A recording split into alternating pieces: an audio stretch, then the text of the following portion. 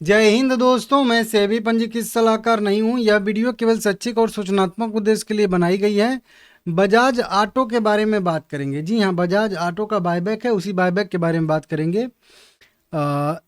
10,380 रुपये पे current price का आके ट्रेड कर रहा है। थोड़ी गिरावट आई है ऊपरी स्तर से, क्योंकि 10,700 तक गया था। ठीक है, 1.5% का डिविडेंड देती है कंपनी। बायबैक के बारे में ही बात करेंगे। पहले बायबैक का छोटा सा अपडेट दे दूं। कंपनी 12,000 रुपये पर इक्विटी शेयर के हिसाब से बायबैक करने वाली है, और टोटल 46,94,000 इक्विटी शेयर बायबैक करेगी, जो 1.68% पेड अप इक्विटी शेयर बनेगा।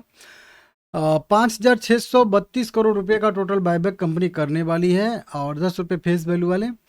अब इसी से जुड़ी हुई खबरें निकल के सामने आ रही हैं। रिकॉर्ड डेट के बारे में बात करेंगे। देखिए, approve from for the buyback of equity share of the company special resolution के तहत जो है, यहाँ पे देखिए, रिकॉर्ड डेट के पहले एक प्रोसेस कंप्लीट करना पड़ता है। वो होता है ई वोटिंग का। ठीक है, remote e voting, postal ballot के थ्रू जो है ये ई वोटिंग कराई जाती है। इस वोटिंग में जब इस बायबैक को पास किया जाता है, तभी कंपनियां रिकॉर्ड डेट घोषित करती हैं। नहीं तो अगर इस मतलब वोटिंग में इसको जो है अप्रूव नहीं किया जाएगा, पास नहीं किया जाएगा, तो फिर ये बायबैक जो है यहीं से कैंसिल भी हो सकता है। लेकिन ये कैंसिल नहीं होगा, आप उतना टेंशन मत रखिए। ठीक है ना। तो एक अपॉइंटमेंट भी होने वाला श्री प्रदीप श्रीवास्तव करके। तो ये अभी सबसे पहले तो एक डेट आपको रिकॉर्ड डेट के तौर पे नोट करना है। कट ऑफ डेट इसको कहते हैं। एक टाइप का ये भी रिकॉर्ड डेट ही होता है, लेकिन ये कट ऑफ डेट होता है 8 मई 2026 का कंपनी ने तय किया है। 8 मई जो कि बीत चुका है। ठीक है ना। 8 मई से पहले जो भी लोग बजाज ऑटो के शेयर खरीद के होल्ड किए होंगे, वो लोग इस वोटिंग में हिस्सा ले पाएंगे। ठीक है ना। तो वोटिंग में हिस्सा लेने के लिए रिकॉर्ड डेट है। वोटिंग कब से कब शुरू हो जाएगी? देखिए, पोस्टल बैलेट नोटिस आप लोगों को 15 मई को भेजा गया है। मतलब आज सभी लोगों को ईमेल गया होगा। आप कमेंट करिएगा आपको ईमेल मिला है कि नहीं मिला है। मंडे 18 मई 2026 9 बजे से यह वोटिंग शुरू होगी, और वोटिंग पूरे एक महीना चलेगी। ट्यूसडे 16 जून 2026 शाम 5 बजे तक वोटिंग चलेगी। क्लियर हो गया। 18 मई से वोटिंग शुरू होगी 9 बजे सुबह से, और 16 जून तक, मतलब अगले महीने में 16 जून तक यह वोटिंग चलेगी शाम 5 बजे तक। इसके बाद 16 जून को जब वोटिंग समाप्त हो जाएगी, तो 2 दिन के बाद लगभग 18 जून के आसपास इस वोटिंग का आएगा रिजल्ट, और फिर उस रिजल्ट में देखा जाएगा कि इस बोनस को अप्रूव किया गया है शेयर होल्डर के द्वारा या नहीं। अगर शेयर होल्डर के द्वारा अप्रूव किया गया है, और लगभग अप्रूव किया ही जाएगा, बहुत रेयर केस में जो है मतलब बायबैक को जो है मंजूरी नहीं मिलती है। नहीं तो लगभग मंजूरी मिली जाती है मैक्सिमम केस में।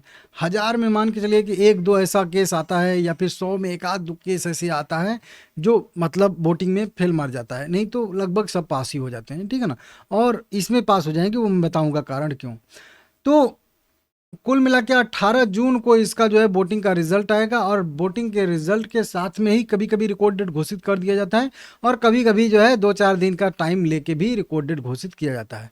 तो मान के चलिए कि 20 जून के आसपास तक इसका रिकॉर्ड डेट कंपनी घोषित कर देगी। और रिकॉर्ड डेट कब रहेगा? तो जून के लास्ट वीक में। ठीक है ना।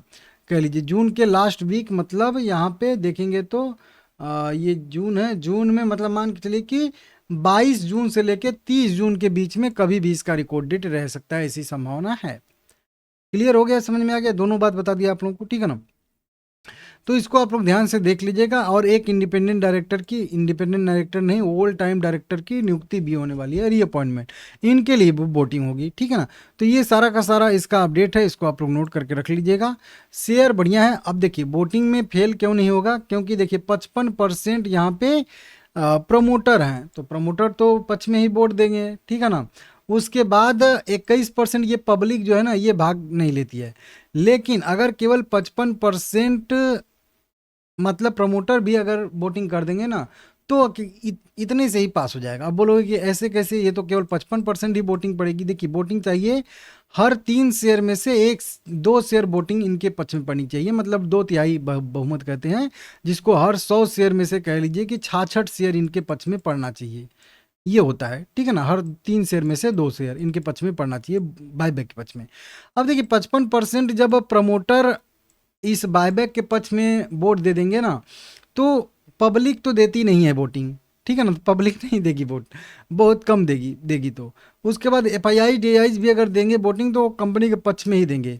तो ये जरूरी नहीं है कि नहीं सारा जितना total number of equity share है उसका 66% चाहिए, नहीं, जितना वोटिंग हुआ है उसका बस 2/3 चाहिए।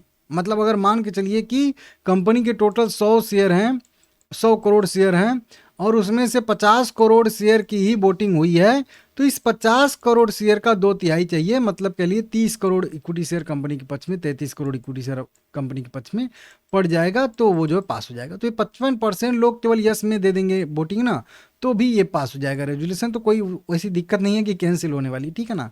बाकी रिकॉर्ड डेट जब भी आएगा मैं आप लोगों को बताऊंगा, और भी कैलकुलेशन समझाऊंगा, इंटाइटलमेंट रेशियो क्या रहेगा, एक्सेप्टेंस रेशियो क्या रहेगा, कैसा प्रॉफिट लॉस कैसा रहेगा, ये सब समझाऊंगा। आप चैनल सब्सक्राइब करके रखिएगा।